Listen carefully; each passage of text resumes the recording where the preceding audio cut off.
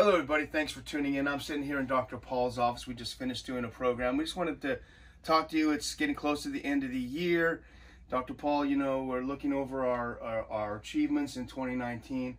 We had a pretty good year. We had a great conference in May on the drug war. We had a full sold out audience out here in Houston. The first time we've done something in Houston. That was a great success. We did the Ron Paul Scholars Seminar in August, the first time we've ever launched a program for young people. This is when our mission when we started, to reach out to young people. We had 20 great students, all-day seminar, Colonel Wilkerson, Jacob Hornberger, Phil Giraldi, a real intense day long on foreign policy. Of course, we had our August conference, which was a huge success again, completely sold out on Washington and war, the addiction to war.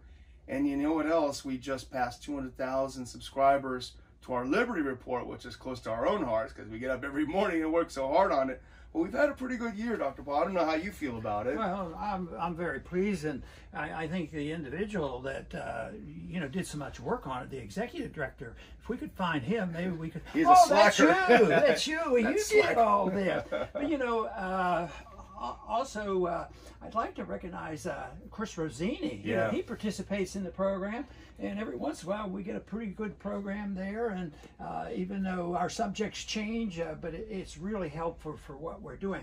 But no, obviously you put it together, and you are able to keep me energized because there's some days I figure, how long am I going to be doing this thing? I figured probably. But you know what I think about? Every once in a while, I will have a tired day. I'll think, you know, because we'll have our program in the morning, and then we might have to do an extra program, and then we'll be on TV and have interviews, and it strings out, and your schedule's the same way. And I think, you know, I think I'm going to retire. No.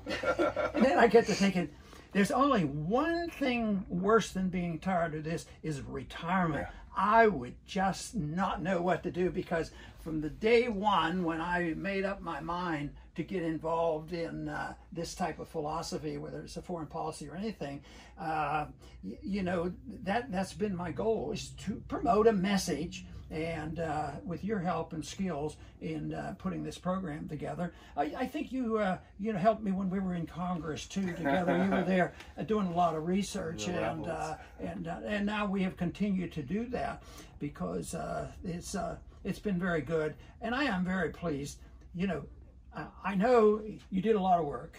I contribute a little bit, but I tell you, well, we have nothing if we don't have viewers. What if we had 100 viewers per day? And when we first started, you know, we had 100 people turn on live stream. And I said, well, is that good? Is that good? And they said, well, at least somebody found it. Then all of a sudden, you know, it kept bumping up and bumping up. I can't believe we've had over 100,000 on some of our films. So it's been good, and it's encouraging.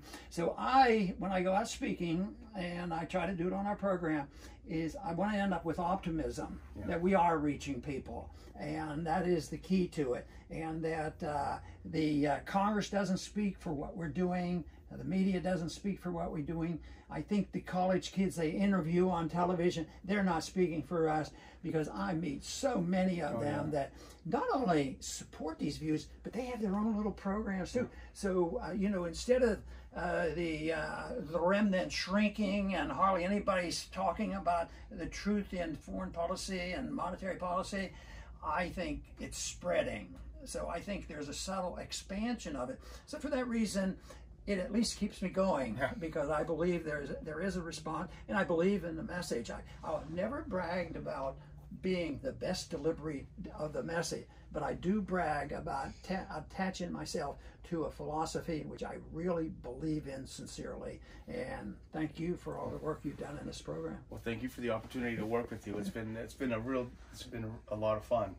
It was different in Washington because it was more formal. We had to come in and have our ties on, and now it's a little more fun. But I do want to thank all of our supporters and all of our viewers, and just remind you that we're nearing the end of the year. The Ron Paul Institute is a 501c3 nonprofit organization, and so your support, your year-end donation, will keep the Ron Paul Liberty Report going. It'll keep Dr. Paul hustling down here every day to work. But it'll keep us going. It'll keep our conferences going. It'll keep our program for youth going. And it'll keep the spirit of liberty alive. It'll keep the movement growing. So if you can help us with a year-end tax-deductible donation to the Ron Paul Institute, just go to ronpaulinstitute.org and hit support. Give us that tax-deductible year-end donation. We would appreciate it so much. We have some great plans for next year. Super exciting. We're going to let you know as soon as we get back to studio in the new year. Merry Christmas, Dr. Paul. Merry Christmas, and Merry Christmas to all our viewers and all our supporters.